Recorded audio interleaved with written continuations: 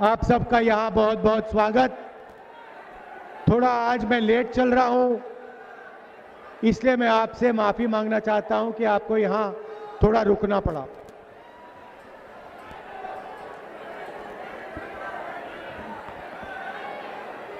बिहार के युवाओं से मैं सवाल पूछना चाहता हूँ। देश के हर प्रदेश में आपको बिहार का युवा मिलेगा। मुंबई, बेंगलोर, हैदराबाद, गुवाहाटी, पूरे देश में बिहार के युवा मजदूरी करने जाते हैं। हिंदुस्तान के प्रदेश छोड़िए, दुबई जैसा शहर बिहार के लोगों की मेहनत से बना है। यह सही है, गलत है? सही है। तो मेरा आपसे सवाल है, अगर आप पूरी दुनिया में शहर बना रहे हो, इंफ्रास्ट्रक्चर का काम कर रहे हो, तो आप बिहार में रोजगार क्यों नहीं पा रहे हो? क्या कमी है कि बिहार का युवा बाकी प्रदेशों में जाकर मजदूरी कर रहा है, मगर अगर आपको बिहार में रोजगार चाहिए तो आपको बिहार में रोजगार नहीं मिल सकता? इसका यह कारण क्या है? इसका दूसरा सवाल, एम्स जाइए दिल्ली में, उसके सामने मेट्रो स्टेशन है। रात के समय आप नीचे जाइए, मेट्रो स्टेशन में जाइए, आपको हजारों लोगों की भीड़ वहां मिलेगी। वहां पूछिए आप कहां के हो, सारे के सारे लोग आपको कहेंगे हम बिहार के हैं। तो दूसरा सवाल, इलाज करवाने के लिए आपको दिल्ली में एम्स क्यों जाना पड़ता है? बिहार में आप अस्पताल में इलाज क्यों नहीं करवा सकते? और तीसरा सवाल, एक ऐसा समय था जब नालंदा में दुनिया की सबसे बेहतरीन यूनिवर्सिटी हुआ करती थी। पूरी दुनिया से लोग नालंदा आते थे। बाद में भैया, बाद में करना, अभी नहीं। पूरी दुनिया से नालंदा आते थे, शिक्षा के लिए आते थे। जापान से, कोरिया से, चाइना से, इंग्लैंड से, जर्मनी से। मगर आज बिहार में यूनिवर्सिटी, कॉलेजेस सारे के सारे शिक्षकों को धोखा देते हैं, शिक्षकों को धोखा देते हैं। बिहार का युवा महीनों पढ़ाई करता है, मेहनत करता है, उसके माता पिता लाखों रुपए खर्च करते हैं और फिर पेपर के समय पेपर लीक हो जाता है और पूरी की पूरी मेहनत खराब हो जाती है। और जिनकी रिश्तेदारी है, दोस्ती है, पकड़ है, उनको फर्स्ट डिवीजन मिलता है और ईमानदार युवा पीछे रह जाता है। तो इन तीन चीजों के बारे में आपके चीफ मिनिस्टर ने क्या किया? पिछले 20 साल से नीतीश जी का राज है। शिक्षा, स्वास्थ्य, रोजगार के लिए नीतीश जी ने क्या किया, आप मुझे बताओ। एक उदाहरण दे दो कि एक अस्पताल खोला हो, एक यूनिवर्सिटी अच्छी बनाई हो, किसी को रोजगार दिया हो, आप बता दो, उदाहरण दे दो। कुछ नहीं।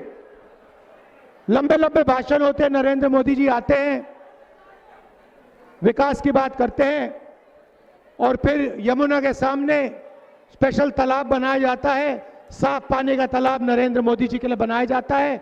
उसमें नरेंद्र मोदी जी स्नान करेंगे और बाकी देश गंदी यमुना को देखता रह जाएगा। ये दो हिंदुस्तान बन रहे हैं, एक अमीरों का, अरबपतियों का, अदानी अंबानी का, और दूसरा गरीब जनता का, किसान का, मजदूर का, बिहार के युवाओं का। ऐसा बिहार हमें नहीं चाहिए।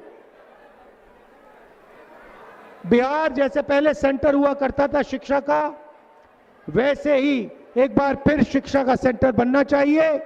मैंने नालंदा में कहा कि दुनिया के सबसे बेहतरीन यूनिवर्सिटी नालंदा में बननी चाहिए। पूरे देश को मालूम होना चाहिए कि बिहार में सबसे बेहतरीन शिक्षा मिल सकती है। हमारी सरकार थी, मनमोहन सिंह जी की सरकार, नालंदा यूनिवर्सिटी हमने चालू की। हमारा विजन था कि पूरी दुनिया में नालंदा यूनिवर्सिटी फिर से दिखाई दे, सुनाई दे उसके बारे में, मगर बीजेपी ने उस काम को खत्म कर दिया। वो नहीं चाहते कि आपको प्रगति मिले। आप देखिए, नोटबंदी की, गलत जीएसटी लागू की, छोटे व्यापारियों को खत्म किया, स्मॉल मीडियम बिजनेसेस को खत्म किया। बिहार में रोजगार कहां से आएगा? बिहार में अदानी अंबानी रोजगार नहीं दे सकते। बिहार में छोटे व्यापारी, स्मॉल और मीडियम बिजनेसेस वाले रोजगार देंगे। और मैं चाहता हूं कि एक ऐसा दिन आए जब टेलीफोन के पीछे मेड इन चाइना ना लिखा हो, मेड इन बिहार लिखा हो। आप ऐसा दिन चाहते हो? चाहते हो ऐसा दिन? नरेंद्र मोदी ये काम नहीं कर सकता, दम ही नहीं है उसमें, डरपोक है। आप देखिए, अमेरिका का राष्ट्रपति कहता है, 50 बार अमेरिका के राष्ट्रपति ने कहा कि नरेंद्र मोदी को मैंने फोन किया और उससे कहा ये ऑपरेशन सिंदूर जो है इसे एकदम बंद करो। और डोनाल्ड ट्रंप कहता है कि 2 दिन में नरेंद्र मोदी डर गया और उसने ऑपरेशन सिंदूर को बंद कर दिया। 50 बार बोला उसने। प्रधानमंत्री का अपमान कर रहा है वो, हर रोज प्रधानमंत्री का अपमान कर रहा है। प्रधानमंत्री को कोई फर्क नहीं पड़ रहा, क्योंकि प्रधानमंत्री डोनाल्ड ट्रंप से डरता है। मैं चैलेंज देता हूं प्रधानमंत्री को, बिहार में चुनाव चल रहा है, आप किसी भी पब्लिक मीटिंग में यह कह दो कि अमेरिका का राष्ट्रपति झूठ बोल रहा है, दम है तो आप मीटिंग में, पब्लिक मीटिंग में कहो कि अमेरिका का राष्ट्रपति झूठा है, वो झूठ बोल रहा है, मैंने उसके कहने पर ऑपरेशन सिंदूर नहीं बंद किया।